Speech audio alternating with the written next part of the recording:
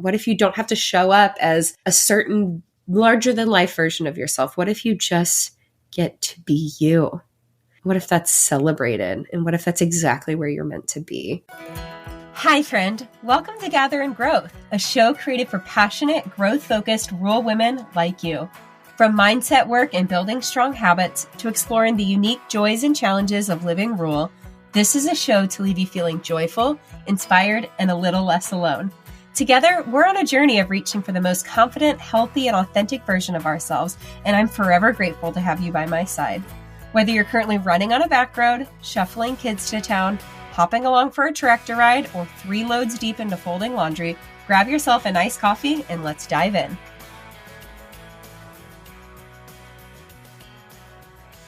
Hello, friends, and welcome back to Gather in Growth. I am so grateful that you are here, and I feel like an alternate title for this episode could be, here's a big, giant life update. Because, wow, you have walked through this whole past season with me as I've been navigating a lot of changes and doing a lot of work to get to the place that I am today. So I want to bring you up to speed on especially what the last couple of weeks have had in store, some lessons I've learned along the way, and some pretty big news. So buckle up. But I promise there's going to be some things in here that I think will make you think in the way that they have made me as well. So first, I got to rewind a little bit to leading up to Cultivating Courage. So a few weeks ago, I had the absolute honor of emceeing for Cultivating Courage for Whitney Larson's event, which was absolutely incredible.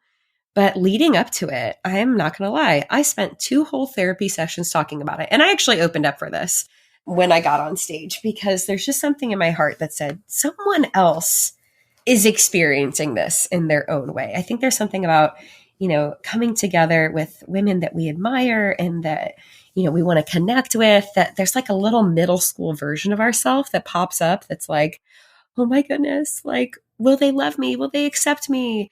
Am I enough?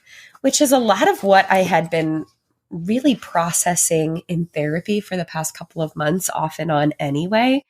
When I was doing EMDR, I kept coming back to this, like, I'm not something enough, whatever that might be. That's the soundtrack that I kept thinking that was playing in my mind. And what we ended up getting down to is that I have this lifetime of micro experiences where I've had to fundamentally change who I am in order to keep myself emotionally safe. So that, trickled into this anxiety of, okay, I've been hired for this really big part of the event. I want to do a great job, make Whitney proud. Here I am coming together for the first time with so many women that I've been following online for years, who I admire. I am meeting friends that I have known and have deep connected relationships with online, and I get to meet them in person for the first time.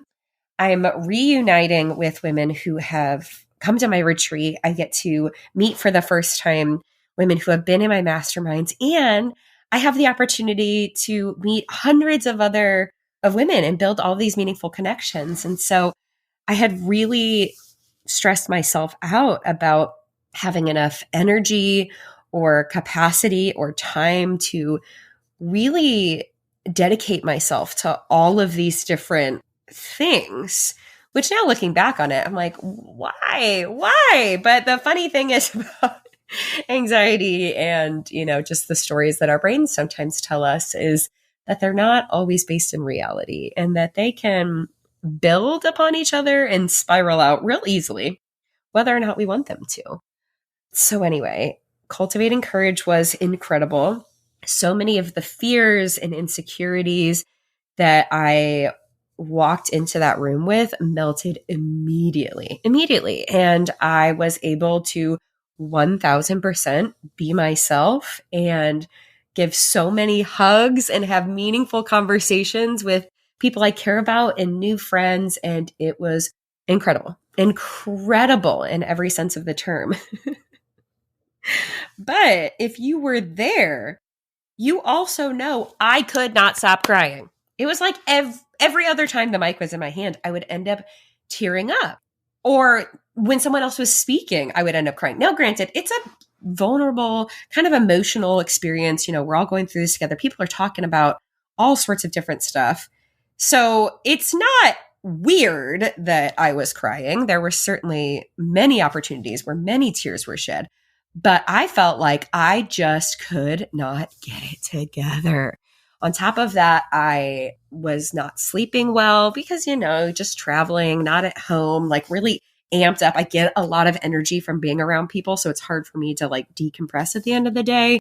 And then on top of that, just like the anxiety that was in my brain. And so on the way home, I am going to be completely honest. My brain was mean. I, on one hand, was so grateful. Like I was sitting in so much gratitude for the women that I was with, the experience that we had, so many of the conversations, and just what a blessing it was to be part of it. But in my mind, I was like, oh my gosh, like, what is wrong with you? Why couldn't you stop crying? Like, you fumbled over too many words. How embarrassing. Like, everyone that told you did a good job is just making it up. And I kept catching myself and being like, that's not true. But I was so tired, just emotionally zonked by that point that I don't think I was having rational thoughts. And mind you, it's then 2:00 in the morning and I'm still driving home. And I was crying again. And I was like, I have never in my life felt like this. Like I cannot handle how strongly I am feeling. I cannot stop crying. Like I think that I need to talk to my doctor about medication or something because this does not feel normal. Like I just felt so broken and scared and like, what the heck is going on? I just had this wonderful weekend and yet I feel so emotional. So anyway, finally get home, get some sleep, wake up in enough time to love on my kids and send them out the door to school, conk back out. It's then 11 or so in the morning. I start unpacking.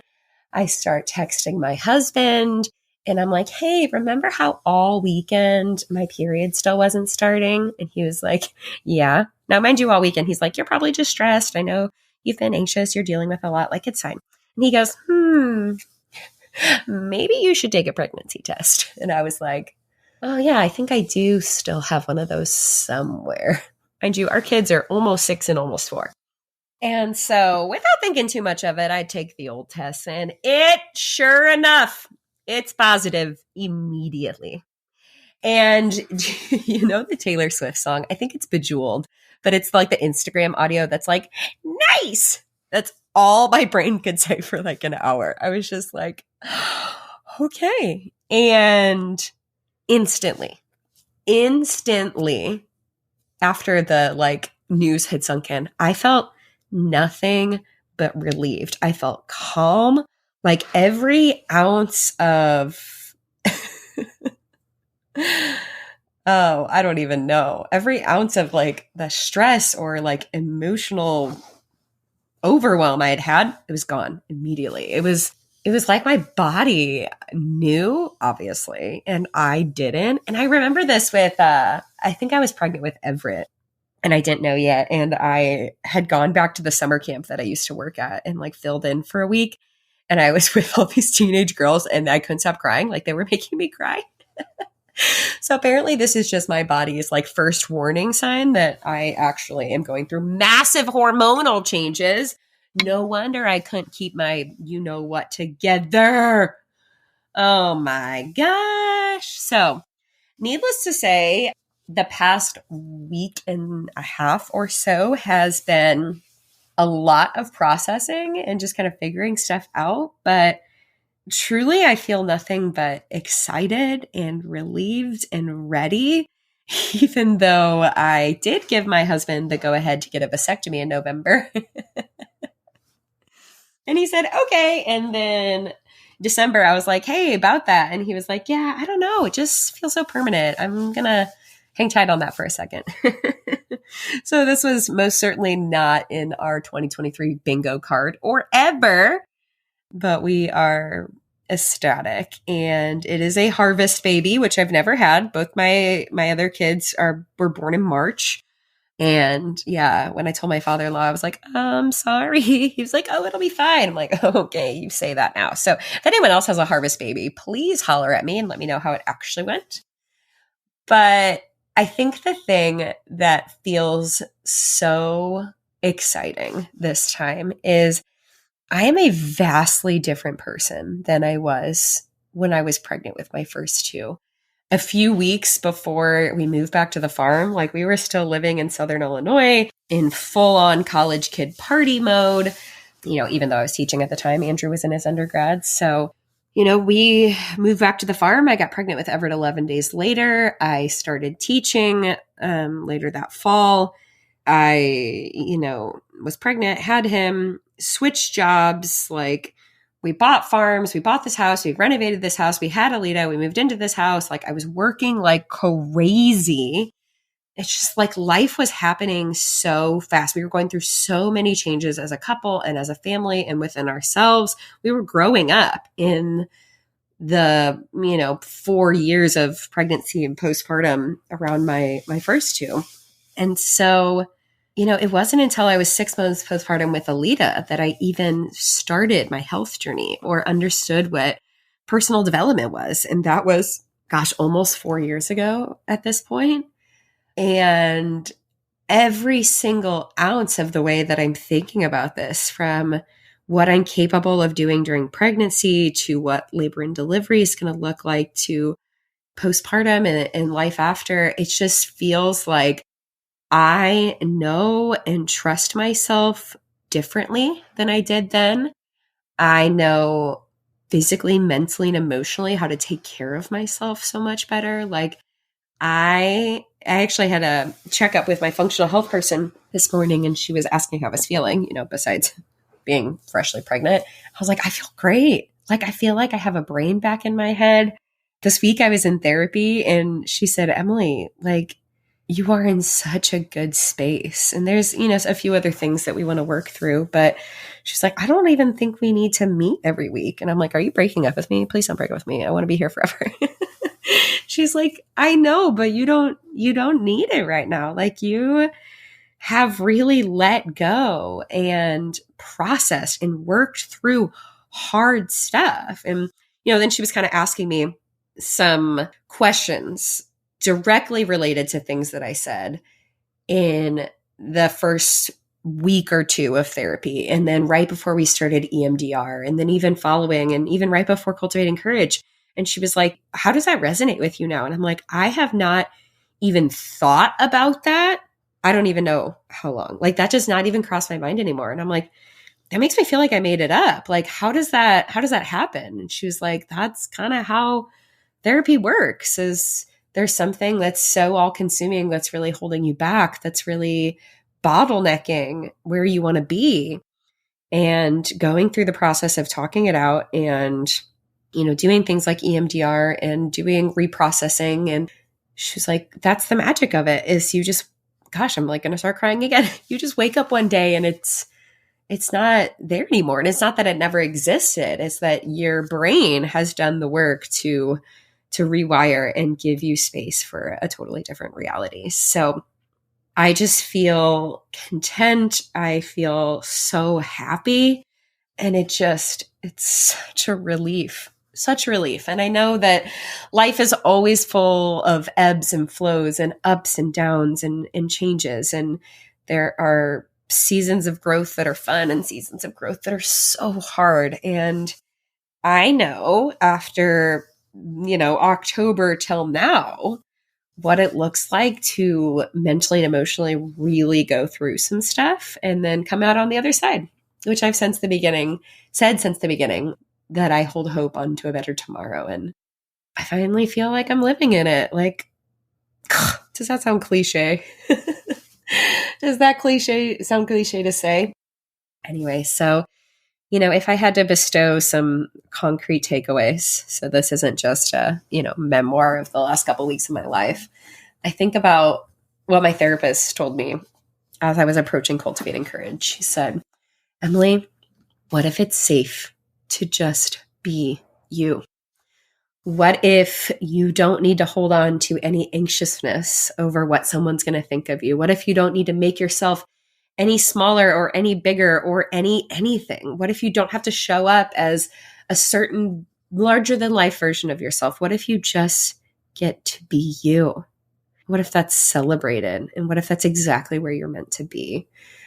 And gosh, that was so meaningful to me. And I think that so many of us do that in our own situations, like making micro changes over who we are and what we think and how we show up to not only make someone else comfortable, but protect ourselves from feeling excluded or embarrassed or othered.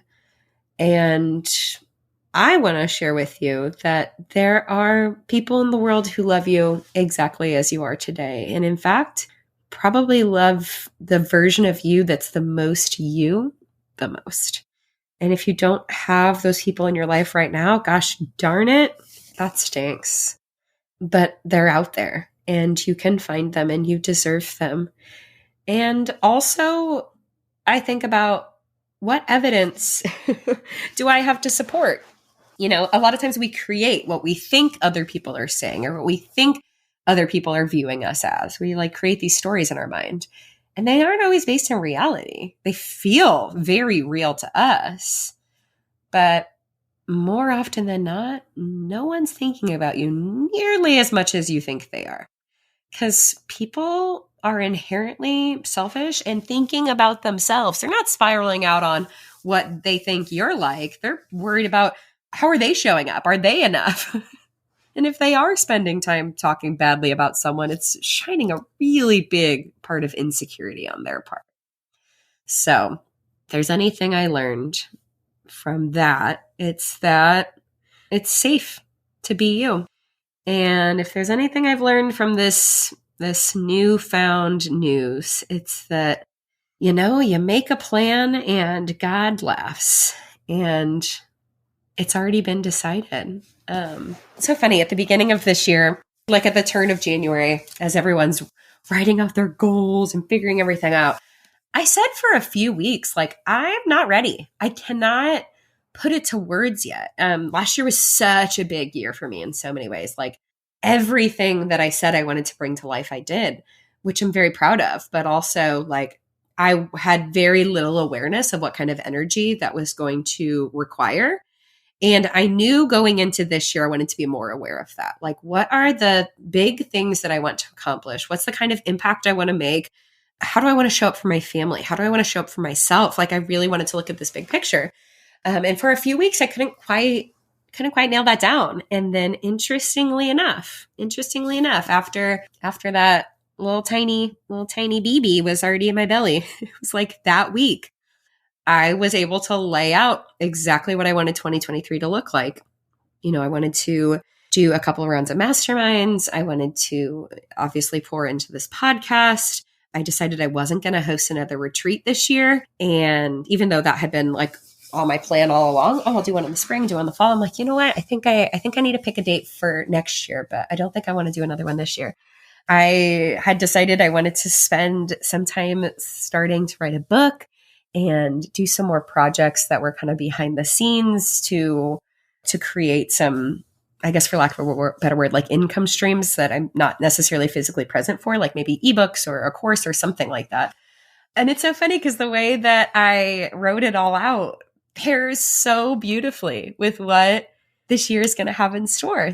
Our family is going to be going through some really big changes in October. And if I had picked a retreat date already, it probably would have been in November, just like it was last year. And wow, that wouldn't have worked. So one of my friends in the mastermind that I'm in said, gosh, Emily, isn't that just the most perfect example of it's already been decided for you? You knew before you even know, you knew. So it's really taught me to listen to myself and follow my intuition. And I'm excited to continue that forward. And I'm excited for the way that the next several months will be a beautiful representation of how much I have grown and evolved and changed in the past 4 years. Like I said, my last 2 pregnancies, I had no mind-body connection. I treated my body like trash when I was pregnant. I was like, I can't exercise because I'm pregnant, and I don't need to exercise because I'm pregnant, and I can eat literally whatever I want because I'm pregnant. And yeah, there's some truth to like you have to, eat what you can keep down and whatnot. But I used pregnancy as an excuse to do or not do things that actually really were detrimental to my physical health and to my body in the long run, and my emotional and mental health, honestly. So I'm approaching this with a lot of grace and compassion for myself. I'm certainly not expecting to hold myself to an unrealistic standard because I know how to meet myself where I'm at now. But I also know that it's just going to be different. And I'm very excited to bring you along for this ride, one that I wasn't expecting. And I am excited of what opportunities for impact that this could have, because the season of life, it's unique and it's scary and it's hard. So yeah, I'm excited, but that's what's new over here in the Russell house over in West Central Illinois. Other than that, we did have to buy a truck this week. We just got a Jeep last summer, and Andrew goes, so the Jeep won't fit 3 car seats. So we did just get a truck. Although I have convinced him to hold on to the Jeep through the summer so that we can enjoy it. Because gosh, that's just so fun. So if you are interested in a Jeep, it will be available as soon as it gets cold outside. Holler at ya, girl. Anyway, until next time, I am so forever grateful for you and so thankful to be on this journey called life together. Have a great week. Have I told you today how much I appreciate you? I'd like to imagine this was a meaningful backyard patio kind of chat between friends sipping LaCroix at sunset. If you enjoyed today's show, please take a screenshot to share or forward this episode to a friend. You can also find me at Emily Russell over on social to continue the conversation. It's truly a joy to hear what tidbits and takeaways made an impact on your day. As always, all links and resources mentioned in today's episode can be found in the show notes listed below or over at emilyrussell.com. Special thanks to my podcast manager, Jill Carr, for the time and love she puts into producing Gather and Growth for this community. What a blessing it is to be on this personal growth journey together. Forever grateful for you.